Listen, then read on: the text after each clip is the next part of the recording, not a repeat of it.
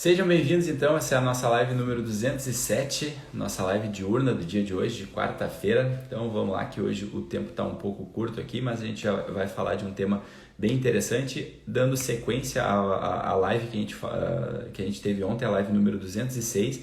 Ontem a gente falava um pouco sobre a questão dos temperamentos, né, numa pergunta que uma pessoa me mandou, que se o temperamento interfere na forma que uma pessoa lida, por exemplo, com um término de relacionamento, né? Então, poxa, será que dependendo do temperamento a pessoa lida melhor? Tem um tipo de temperamento que lida melhor com o término de relacionamento, outro tipo de temperamento acaba lidando não tão bem com o término de relacionamento. Então a gente estava entrando um pouco nesse tema para desmistificar ali, para tirar um pouco dessa distorção, dessa generalização que existe nesse tema temperamento. E é óbvio que esse tema, né, quando entra esse tipo de situação no término de relacionamento, é um tema que gera muito interesse, muita curiosidade às vezes para as pessoas, né? Parece que tem muita gente vivendo isso nesse momento, então se coloca um peso muito grande, então acaba sendo um tema que gera muito interesse, muita curiosidade. E aí vem algumas frases aquelas frases clichês, né? Que às vezes a gente precisa prestar um pouco atenção do quanto isso já não está virando um inconsciente, né, nas nossas vidas, e a gente nem analisa mais, vira uma verdade absoluta, né? Que é a seguinte frase, né? Na verdade é uma seguinte pergunta, né? Um amor com outro amor se cura. Quem nunca escutou esse tipo de frase, né? A dor do amor com outro amor se cura, né? Então, aí isso vai virando meio que uma verdade absoluta e a gente já nem raciocina um pouco o que está por trás disso, né? Então, eu sei que esse tema, né, do amor, ele tem muitas nuances, mas eu queria que a gente pegasse esse tema hoje para olhar por um determinado ângulo, né? Até porque essa palavra amor, ela tem muitos significados diferentes, né? Principalmente aqui na nossa língua, né? Lá no grego, essa palavra amor, ela tem no mínimo 4 tipos de definições, né? Não é só a palavra amor, mas é o amor eros, o amor storge e assim por diante. Um dia a gente pode fazer uma live só para falar disso.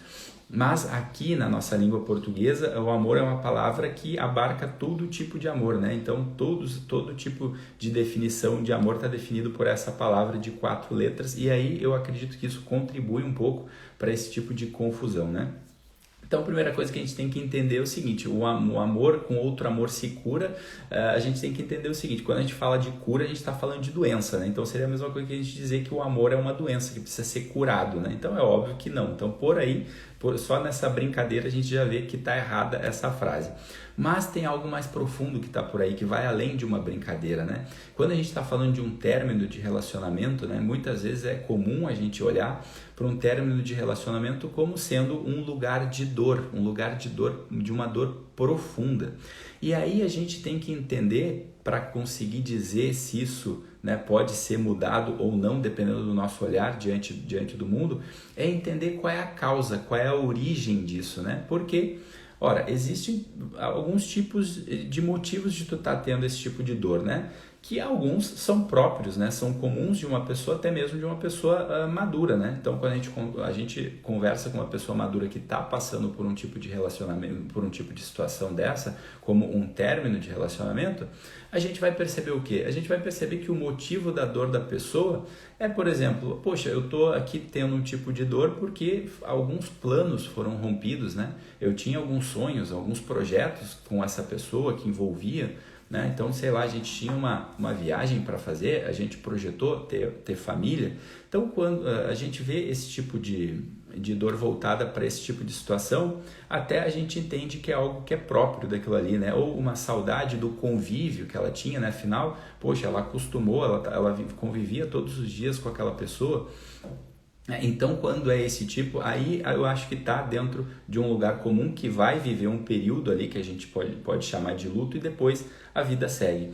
Agora, o problema é que na maioria das vezes, né, você pode observar no seu dia a dia se não é assim, na maioria das vezes a pessoa que está nesse lugar de dor por um término de relacionamento é uma pessoa que está mortalmente comprometida com o seu amor próprio, né? Que no fim das contas é um movimento do egoísmo. A pessoa ela está sofrendo porque ela no fim das contas está olhando somente para si, né? Poxa, por que isso foi feito comigo, né? Ela sente raiva da outra pessoa, né? Ela sente um ódio mortal da outra pessoa que acabou terminando o relacionamento com ela, porque ela está profundamente comprometida com o seu amor próprio, porque ela tinha na cabeça dela, a pessoa, né, que está passando pelo término, ela levava o amor como uma previdência privada, né, da qual eu tô ali me relacionando, mas eu tenho que ter aqui um retorno totalmente para mim. E aí é óbvio que essa pessoa vai acabar tendo um pouco mais de dificuldade porque ela não está colocando o amor no lugar que ele deveria estar. Ora, qual é que é o lugar do amor? Qual é o movimento genuíno do amor? O movimento genuíno do amor parte do bem-querer que eu tenho pela outra pessoa. Né? Ou pelo menos deveria ser assim. Quando eu estou num relacionamento de amor, né? E aí independente do tipo de relação, a gente pode dizer para todos os tipos de relação de amor, né? O movimento que deveria ser é um movimento genuíno de um bem-querer pelo outro. Eu quero o bem daquela pessoa, eu quero que aquela pessoa eu quero que aquela pessoa seja um ser, que aquela pessoa melhore, que aquela pessoa evolua. Agora, óbvio, quando eu estou mortalmente comprometido com o meu amor próprio, né, com que as coisas têm que ser exatamente do jeito que eu sempre imaginei, do jeito que eu sempre desejei, é óbvio que essa pessoa vai ter mais dificuldade, né? Então, a pessoa que consegue amadurecer e consegue olhar pro amor como esse lugar de um movimento de bem-querer pelo outro, essa pessoa, ao invés dela, ou pelo menos deveria ser assim, ao invés dela sentir esse ódio, essa raiva, né?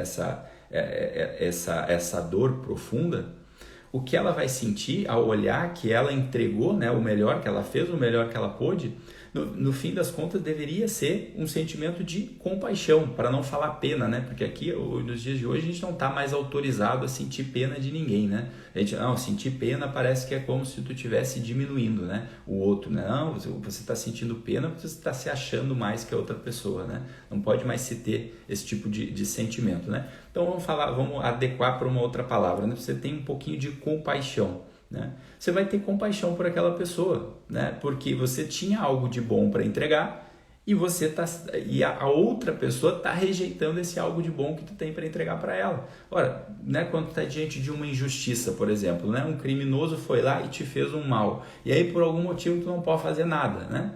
Poxa, tu vai fazer o quê? Tu vai ficar se remoendo, tu vai ficar sofrendo para saber? Não, tu vai, no fim das contas, sentir pena daquela pessoa. Poxa, que pena que essa pessoa vive assim. Você vai até, dependendo do nível da tua nobreza, vai até rezar por ela para que essa pessoa melhore. Né? Mas isso não, para a maioria das pessoas não, isso é ser bobinho. Pô, então fica aí com a tua raiva, com o teu ódio mortal e com o teu sofrimento e não evolui, pô. Eu tô te dando aqui um caminho, né, de tu olhar para as coisas, né? Se tu tá verdadeiramente comprometido, né, num relacionamento, onde o teu desejo é o bem-querer da outra pessoa, é querer que a outra pessoa melhore, é o desejo de benevolência pela outra pessoa, é óbvio que quando algo termina, naturalmente o teu sentimento deveria ser esse. Poxa, que pena, parece meio que uma coisa arrogante, né? Mas não é isso. É um sentimento de saber, poxa, eu tô com a minha consciência tranquila, né? Eu tô fazendo um movimento de alguém maduro, né? Que entregou, que fez o melhor que estava nas minhas mãos, né? Agora, a pessoa rejeitou, então, poxa, que pena dessa pessoa.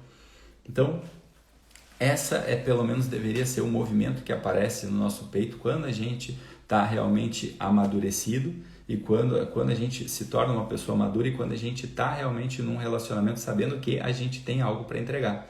Né? Agora, muitas vezes a gente vê pessoas num relacionamento, né, cheio de medo ali, né, cheio de medinho de perder, porque no fim das contas ela não tem nada para entregar para outra pessoa, ela está ali, né, vivendo numa dependência do amor do outro. Aí é óbvio, vai viver cheio de medo e aí ela tem já esse olhar de que ela não está entregando nada, então ela vai acabar, obviamente, se isso se rompe, ela vai acabar sofrendo, né? Então, por isso a gente precisa, né, acabar com algumas distorções, né?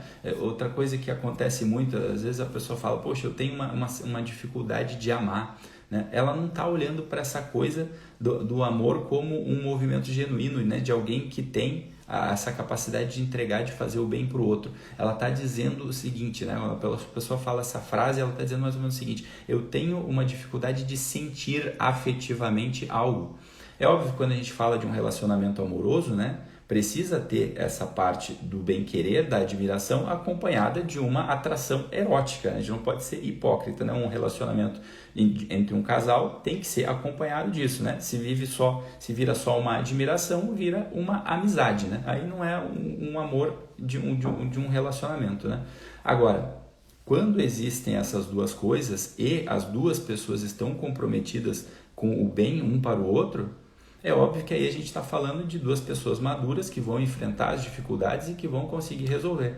Agora, quando a pessoa está ali olhando somente para o seu próprio umbigo, né? Ela está mortalmente comprometida com o seu amor próprio, ela só pensa em si.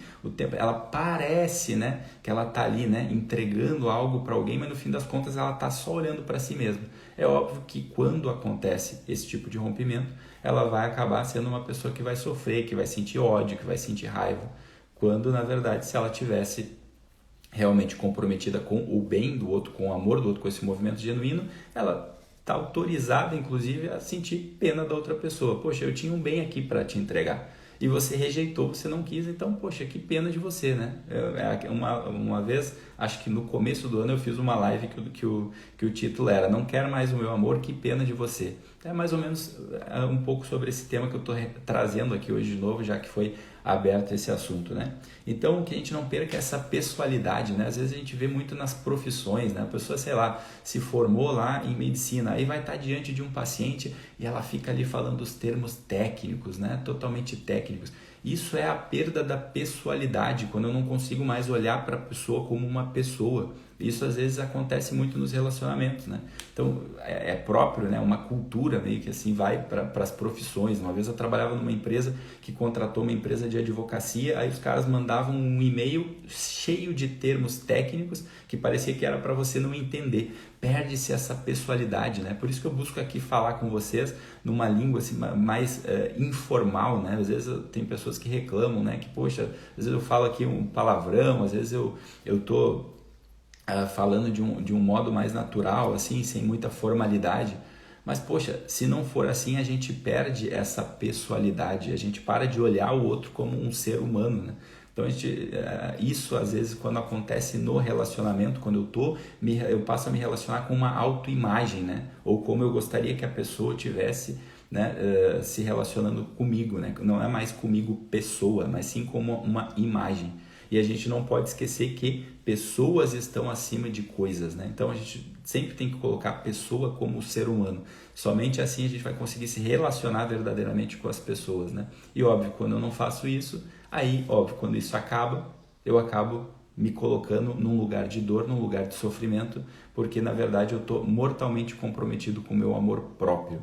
Então, para você que de repente está passando por esse tipo de situação, saiba, né? Se você realmente está consciente de que entrou num relacionamento, entregou o seu melhor, fez, né, queria verdadeiramente o bem daquela pessoa e realizava isso através de atos, e de repente, né, de uma forma injusta, ou sei lá, a pessoa às vezes não sentiu mais realmente desejo de estar com você e ela não quis esse bem que tu tinha para entregar, o movimento comum de uma pessoa madura deveria ser esse: poxa, que pena, o que eu vou fazer, né? Eu tinha algo bom para entregar, a pessoa rejeitou, então o que eu vou fazer? Vou seguir minha vida, porque eu sigo esse bem que eu sigo querendo dar, ele não vai sair de mim porque ele é natural, ele é próprio de mim, ele não vai ser mudado porque alguém rejeitou. Então, espero que essa live tenha ajudado para as pessoas que de repente estão passando por isso e que a gente possa colocar em prática realmente esse verdadeiro movimento genuíno do amor e a gente não fique confundindo isso como uma previdência privada, que é o que a gente vê muito por aí. Tá bom, pessoal? Essa foi a nossa live número 207. Mais tarde voltamos no final da tarde para a nossa live número 208. Grande beijo, fiquem com Deus e até a próxima. Tchau, tchau.